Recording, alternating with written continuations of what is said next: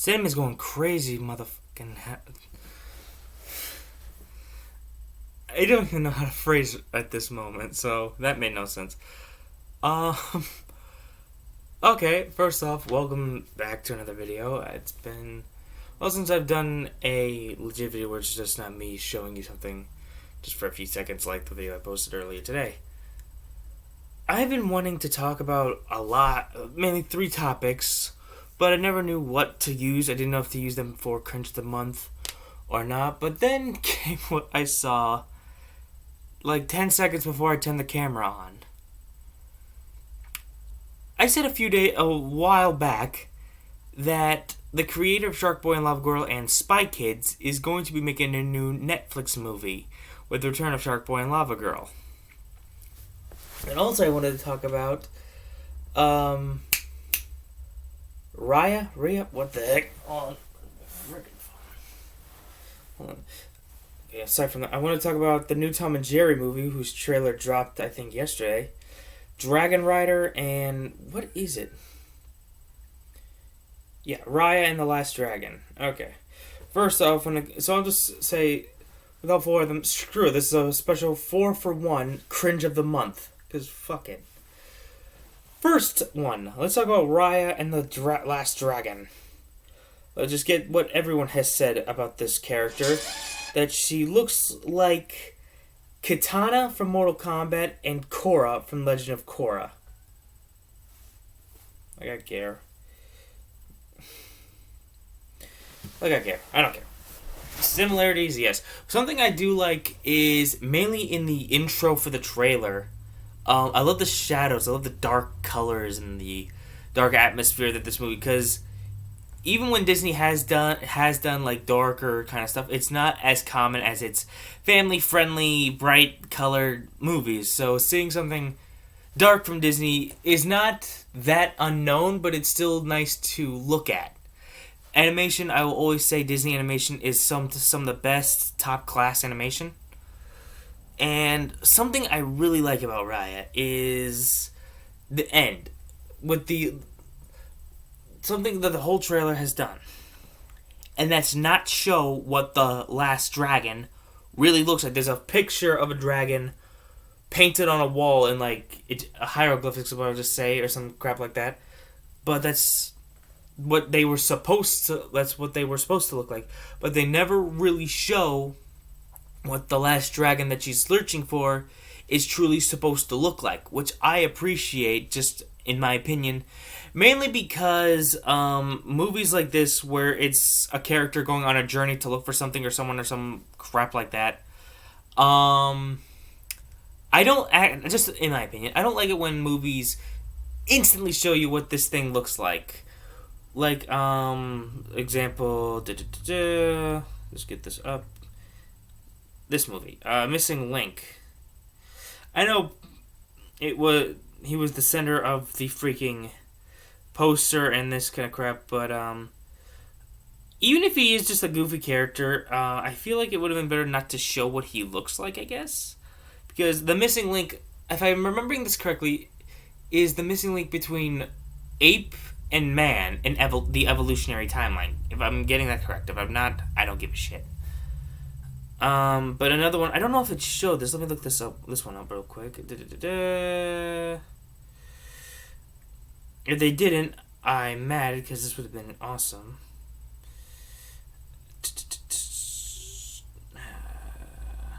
Okay, so it did show what this thing looks like. Okay. There's the Iron Giant. The Iron Giant, a great underrated movie in my opinion. If they would have kept what this thing, like there's a scene where Hogarth just is stepping into like a field or a forest and everything's just shaped around what the giant's supposed to look like. If they would have used that as the movie poster, an advertisement, not really showing what this thing is, just showing on scale how humongous it is, that, in my opinion, if I was born when this movie, or if I was alive and not just, I think, a newborn or something, when this movie came out, I would have been more hyped about it. But I just like it when movies like that don't show exactly what it is, because it kind of builds anticipation. It builds what you want it to really look like. It builds what you think it was.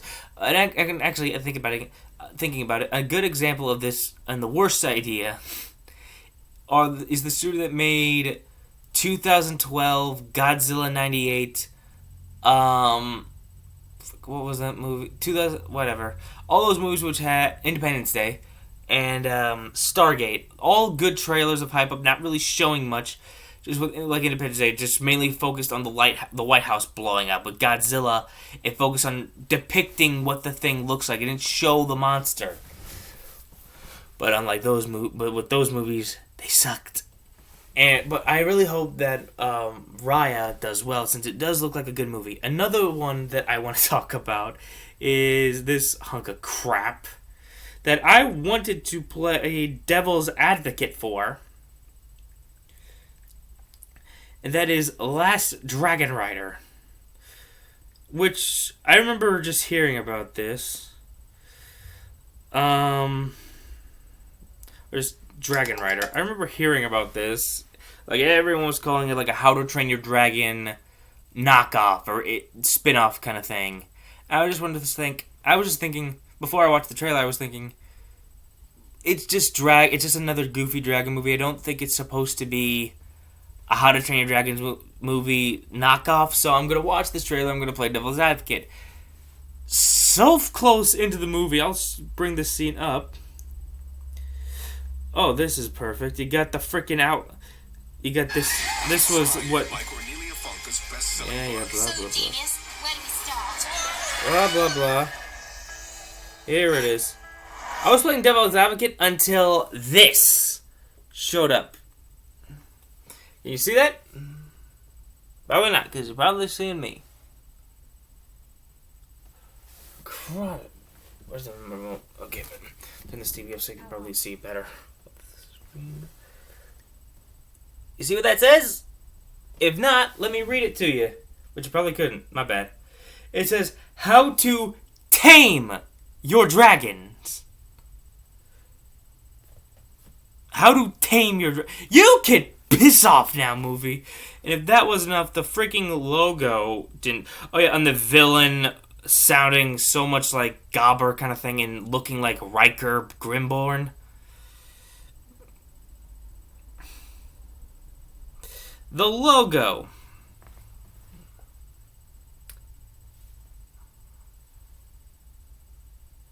That is the How to Train Your Dragon logo. Or at least the font for the How to Train Your Dragon logo. Shame on this movie. And fuck it. Man, that really pissed me off. Because I wanted to play Devil's Advocate to this. I just wanted to say, it's just another wacky dragon movie, but this time they talk and that kind of stuff. Those two things just ruin it for me. Oh, and right here's what my next topic for Cringe of the Month is talking about. Tom and Jerry. The idea of putting Tom and Jerry in live action is a tricky topic. Very tricky. But the way they did it, or they're going to do it in this 2021 movie, looks pretty good in my opinion. I remember people were saying that the shadowing or the animation wasn't that well defined on Tom and Jerry that really stood out against the live action actors. One, I think that's kind of the point, to have Tom and Jerry really sturdily stand out. But when it comes to live action meshing and interacting with animation characters, there's one movie that stands, I believe, at the top of the food chain as the bar, and that is Who Framed Roger Rabbit. The animation of people working with cartoon characters was great, and it flowed really well. The worst has got to be that freaking Cool World movie. And right in the middle is where I say movies like Rocky and Bullwinkle, and now Tom and Jerry lie.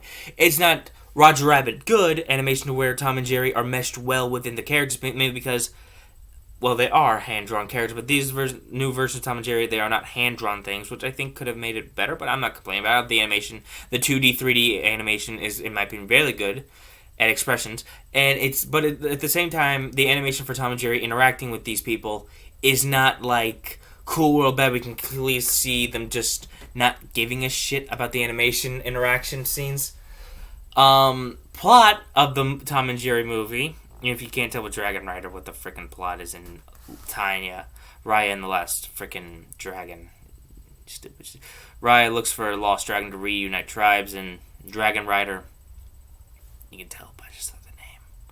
Tom and Jerry, it opens with them leaving this countryside, it looks like, a small town, and starting over in the big city, and I'm positive from the first, 10 seconds, just because that's what people instantly judge something up before they bitch about it in the comment section. It looks like they're parting as, buddies and stuff like that, which I'm positive people don't want to see, and luckily, they're not probably going to. Most likely. But it just ends up Jerry faking him for a hug. Tom gets hit by a bus. And plot-wise, Tom and Jerry, or mainly Jerry, moves into the, I love this, by the way, the PG Hotel. And this woman, instead of being a thinking woman, instead of hiring an exterminator to take care of Jerry, which even then I don't think would work because this mouse is too smart, she thinks to bring in Tom, just a cat. And something I love is when Jerry sees that this woman brings in Tom to get rid of him, he just laughs because he knows that he's been outsmarting this fucking cat for years. And again, the animation, while it isn't good because you can clearly tell when it's CG to them interacting with him, around her feet where she's supposed to be acting like Tom and Jerry are running around her. Not the best, but not the worst. Not the worst. It's good in the middle, and when it comes to Tom and Jerry, you don't want to see anything else other than them beating the holy shit out of each other. Which looks like what they're going to do. It just looks like the side story is that they're trying to get Jerry out of this hotel because they have the wedding of the century happening between, I'm guessing, a princess and her love, I guess. From what I could tell, I don't ever give a shit. But one thing with Tom that I really hope is that they give him a good scream. Or even if it's just stock audio from old cartoons where it's just his old scream just photoed in. I don't care. Just give him a good scream. And this is the thing, this movie gets a lot of shit, but I love this. I love the first Tom and Jerry movie in 1995. I love that. I actually owned it. I don't think I do anymore. No, I don't. I owned it on DVD. I very much enjoyed that movie. And even when the scream wasn't good, it was the only bad thing sometimes was his lackluster scream. But you could definitely tell the guy was giving it his all, and I appreciate it for him. Yeah, Tom and Jerry the movie. It definitely looks good, considering all the movies that Tom and Jerry have gotten. But this would definitely be their first theatrical movie since... Actually thinking, but didn't the first Tom and Jerry movie get a theatrical release? This could be Tom and Jerry's first theatrical release movie. That'd be insane. Anyway, moving on to the last topic of Cringe of the month, and that is... let me just... get it because I know it's in my library. Yes. Aliens are invading. It is called We Can Be Heroes. Here's the font. Okay.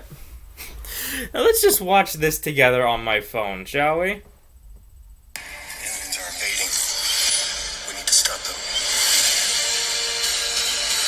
That's Lava Girl. I've never dealt with anything like this before.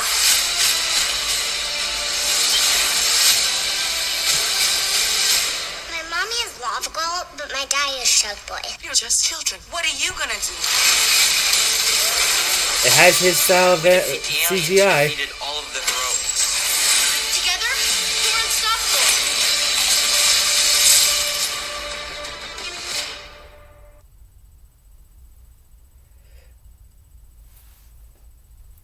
What do you even say about that, man?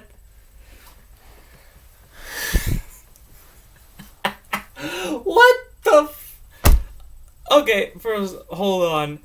Hey Siri. When did Shark Boy and Lava Girl come out?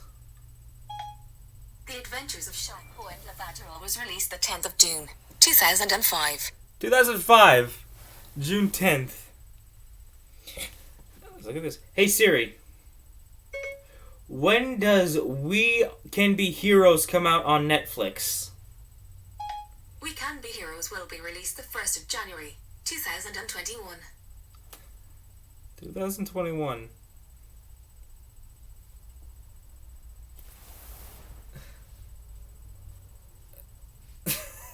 What the... Okay, I know Shark Boy and Lava Girl wasn't the best theatrical masterpiece. I mean, the director of these movies is known for using very low budgets for his effects. Hey, you can definitely see that here. He still keeps his effects. But were there people begging this much for a return of Shark Boy and Lava Girl? Because I remember I wanted a sequel to Shark Boy and Lava Girl as a kid, but I grew out of that after a year or something. Because Shark Boy and Lava Girl, unlike something like How to Train Your Dragons or Toy Story, what do you do? What do you do for a sequel? What the fuck was that, man? What the Also, just a thing. If you remember in the end of the first... I can't believe I can say this now. In the end of the first Shark Boy and Lava Girl movie, Shark Boy and Lava Girl couldn't hold hands without one fizzing out or getting burned, so they just held pinkies. How the did they have sex? How? Because you gotta think, she had her mom's Lava Girl and her dad's Shark Boy. That means they got it on sometime in life. How did they survive that? Maybe that's why Shark Boy wasn't in the trailer. Oh, man. I don't know. I'm stretching on that, but that's a genuine question that popped into my head as talking about this. But, what the... Did we need a Shark Boy and Lava Girl sequel? I mean, I know kids, when they first saw Shark Boy and Lava Girl, if they liked it, they said they wouldn't mind. I'm positive people said they wouldn't mind a sequel when they were kids seeing this. But in 2021... Would you, if you just go to if you go to someone and say, who watched this movie, say, hey, what would you think about the idea of seeing Shark Boy and Lava Girl again in 2021? They'd probably think you're fucking crazy.